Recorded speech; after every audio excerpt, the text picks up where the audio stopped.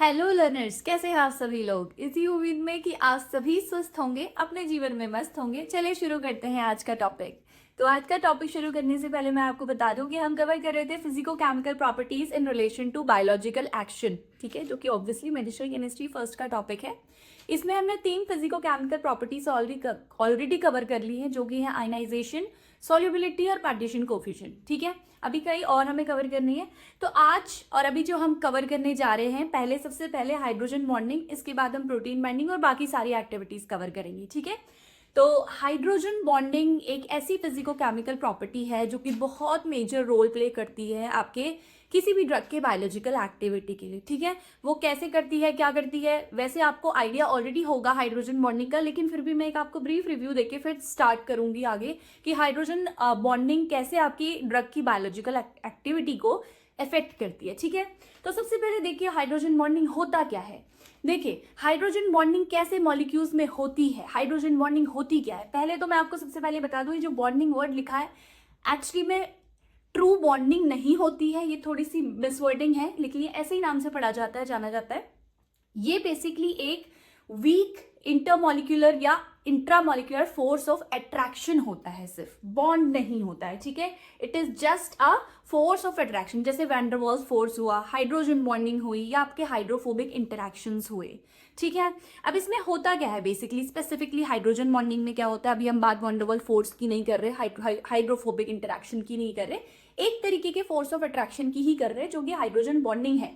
तो hydrogen bonding कैसे molecules में होती है, जब आपका हाइड्रोजन किसी ऐसे एटम के साथ जुड़ा हुआ होता है जो कि इलेक्ट्रोनेगेटिव होता है, जिसके की पास लोन पेयर ऑफ इलेक्ट्रॉन्स होते हैं। ठीक है, इलेक्ट्रोनेगेटिव होता है ऑलरेडी, और उसके मिलता है आसपास एक और ज्यादा इलेक्ट्रोनेगेटिव एटम। ये देखिए, ये अक्सर ये जो इलेक्ट्रोनेगेटिव एटम्स होते हैं वो फ्लोरीन, ऑक्सीजन या neon, sorry fluorine, oxygen and for nitrogen, ठीक है, यानी कि फॉन करके आप याद कर सकते हैं। तो ये फ्लोरीन, ऑक्सीजन या फिर नाइट्रोजन में से ही होते हैं, क्योंकि आपको पता है ये बहुत ज्यादा इलेक्ट्रोनेगेटिव एटम है। तो जब हाइड्रोजन ऑलरेडी किसी एक इलेक्ट्रोनेगेटिव एटम के साथ जुड़ा हुआ होता है थ्रू अ प्रॉपर बॉन्ड, और उसे आसपास मिलता है कोई फॉन में से ही कोई एक इलेक्ट्रोनेगेटिव एटम, तो इस हाइड्रोजन और इस दूसरे इलेक्ट्रोनेगेटिव एटम के बीच में जो इंटरैक्शन, ये फोर्स ऑफ अट्रैक्शन बनता है, जिसे मैंने डॉटेड लाइन से शो किया है, इसी को कहते हैं हाइड्रोजन बॉन्डिंग। ठीक है, इसीलिए मैं आपको कह रही हूं कि ये ट्रू बॉन्ड नहीं होता। अगर ये बॉन्ड होता तो मैं इसे ऐसे दिखाती सॉलिड लाइन से, मैंने इसे ऐसे दिखाया, इसे ऐसे ही दिखाया जाता है। दो तरीके की होती हैं, intermolecular hydrogen bonding and intramolecular hydrogen bonding. ठीक है, इसमें थोड़ा सा डिफरेंस होता है, नाम से भी पता चलता है इंटरमॉलिक्यूलर और यह है इंट्रामॉलिक्यूलर। जब कोई भी चीज दो अलग अलग चीजों के बीच में होती है तो उसको इंटरमॉलिक्यूलर कहा जाता है। सपोज दो यूनिवर्सिटीज के बीच में कंपटीशन है तो वो इंटर यूनिवर्सिटी कंपटीशन है। पर अगर यूनिवर्सिटी के अंदर ही कोई इवेंट है, उसके अंदर बहुत सारे कॉम्पिटिशन्स हैं, तो उसके बीच में जो कंपटीशन होगा, अलग अलग टीम्स बनेंगी यूनिवर्सिटी के अंदर ही, अलग अलग डिपार्टमेंट्स की, तो उस कॉम्पिटिशन्स को हम क्या कहते हैं, इंट्रा यूनिवर्सिटी कॉम्पिटिशन। बस सेम कंसेप्ट यहाँ पे चलता है। इंटरमॉलिक्यूलर हाइड्रोजन बॉन्डिंग में क्या होता है कि यही हाइड्रोजन बॉन्डिंग होती है, लेकिन दो अलग अलग मॉलिक्यूल्स में, एक मॉलिक्यूल एक होगा, दूसरा होगा, एक का हाइड्रोजन दूसरे के इलेक्ट्रोनेगेटिव एटम के साथ इसे बॉन्ड करेगा, इंटरमॉलिक्यूलर फोर्स ऑफ अट्रैक्शन के थ्रू ये हाइड्रोजन बॉन्डिंग करेगा। ठीक है, वहीं इंट्रामॉलिक्यूलर में क्या होगा कि सेम मॉलिक्यूल में ही दोनों ग्रुप प्रेजेंट है, हाइड्रोजन भी प्रेजेंट है और वो हाइड्रोजन ऑलरेडी एक इलेक्ट्रोनेगेटिव एटम के साथ लगा हुआ है, और सेम मॉलिक्यूल में ही उसको एक इलेक्ट्रोनेगेटिव, आसपास में एक इलेक्ट्रोनेगेटिव ग्रुप दिख रहा है, FON में से कोई भी, और उसने वहां पे अंदर ही अंदर अपना जो है इलेक्ट्रोस्टैटिक फोर्स ऑफ अट्रैक्शन के थ्रू ये हाइड्रोजन बॉन्डिंग कर ली। तो इस तरीके की हाइड्रोजन बॉन्डिंग को इंट्रामॉलिक्यूलर हाइड्रोजन बॉन्डिंग कहते हैं। आइए एग्जाम्पल से समझते हैं। देखिए, इंटरमॉलिक्यूलर हाइड्रोजन बॉन्डिंग का बहुत अच्छा एग्जाम्पल है, वाटर को देख लो आप। ठीक है, वाटर है, बहुत सारा पानी है, उसके अंदर बहुत सारे वाटर के मॉलिक्यूल्स हैं, वो सारे आपस में हाइड्रोजन बॉन्डिंग करके बैठे हैं। कैसे है ये देखो, वाटर का जो एक मॉलिक्यूल होता है क्या होता है, उसमें एक ऑक्सीजन होता है, उसमें दो हाइड्रोजन लगे हुए होते हैं। फिर दूसरा जो मॉलिक्यूल होगा उसमें क्या होगा, एक ऑक्सीजन होगा, दो, और SO1, एक ऑक्सीजन दो हाइड्रोजन लगे होंगे।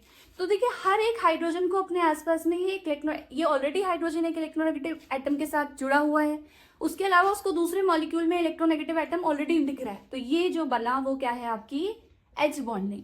लेकिन क्योंकि ये दो अलग अलग मॉलिक्यूल्स के बीच में हो रहा है, भले ही वाटर के हैं लेकिन वाटर के दो अलग अलग मॉलिक्यूल्स हैं, तो इसलिए ये जो बॉन्डिंग है वो किसका पार्ट है, इंटरमॉलिक्यूलर हाइड्रोजन बॉन्डिंग का पार्ट है। ठीक है, अब आ जाओ जी इंट्रामॉलिक्यूलर हाइड्रोजन बॉन्डिंग में। इंट्रामॉलिक्यूलर हाइड्रोजन बॉन्डिंग जैसा कि मैंने कहा था कि सेम मॉलिक्यूल के अंदर होता है, सेम मॉलिक्यूल के अंदर हाइड्रोजन बॉन्डिंग के सारे उसको मिल जाते हैं एलिजिबिलिटी क्राइटेरिया, और वो अंदर ही अंदर हाइड्रोजन बॉन्डिंग करता है। देखो कैसे, ये जो मैंने एग्जाम्पल बनाया है ये सैलिसिलिक एसिड है।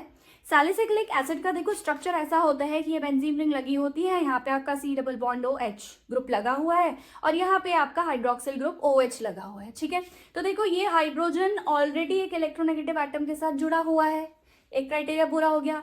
उसी मॉलिक्यूल के अंदर यहाँ पे इसको पास में ही ऑक्सीजन भी मिल गया, यानी कि FON में से एक है, ये ऑक्सीजन है, तो इसने अंदर ही अंदर यानी कि सेम मॉलिक्यूल के अंदर ही क्या कर ली, हाइड्रोजन बॉन्डिंग कर ली। तो इस तरीके की बॉन्डिंग को हम क्या कहते हैं, इंट्रामॉलिक्यूलर हाइड्रोजन बॉन्डिंग।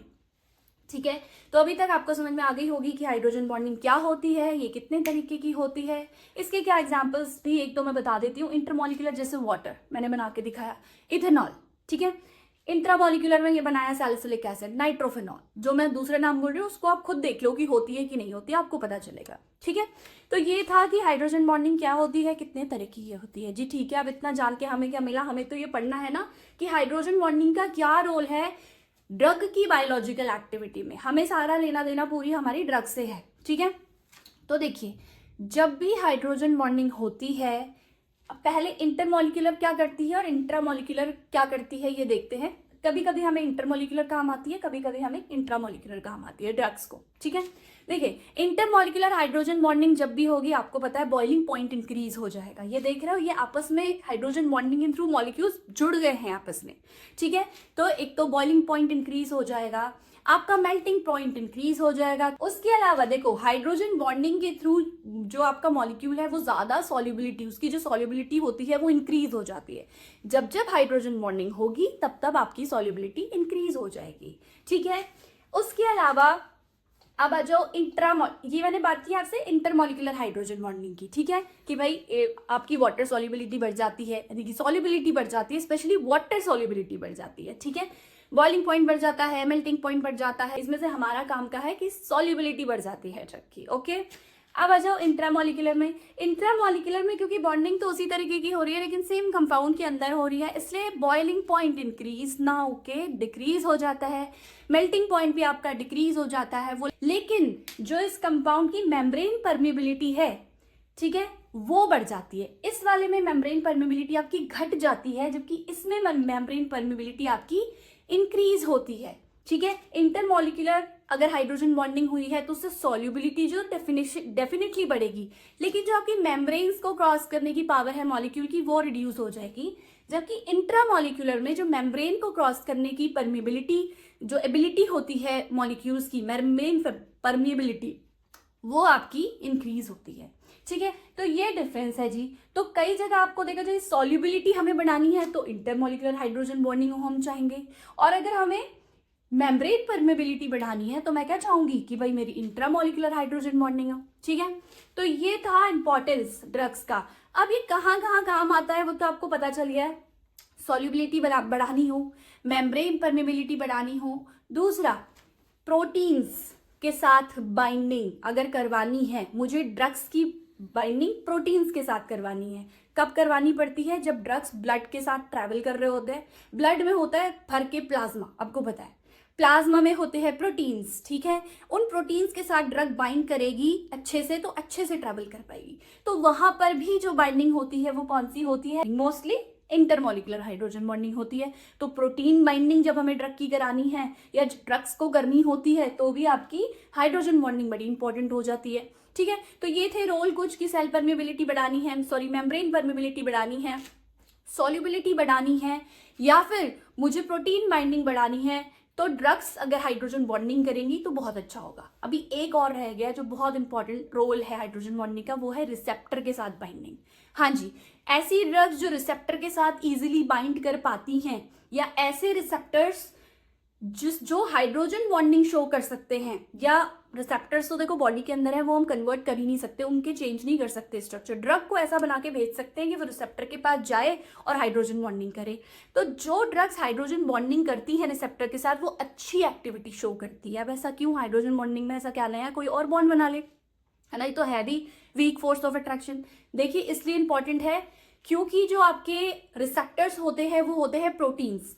प्रोटीन्स होते हैं आपके अमीनो एसिड्स। अब अमीनो एसिड के स्ट्रक्चर में कुछ हो ना हो, अमीनो ग्रुप तो होगा ही, ये ग्रुप तो होगा ही, ठीक है? तो ये जो ग्रुप है N, ये FON में से ही एक ग्रुप है।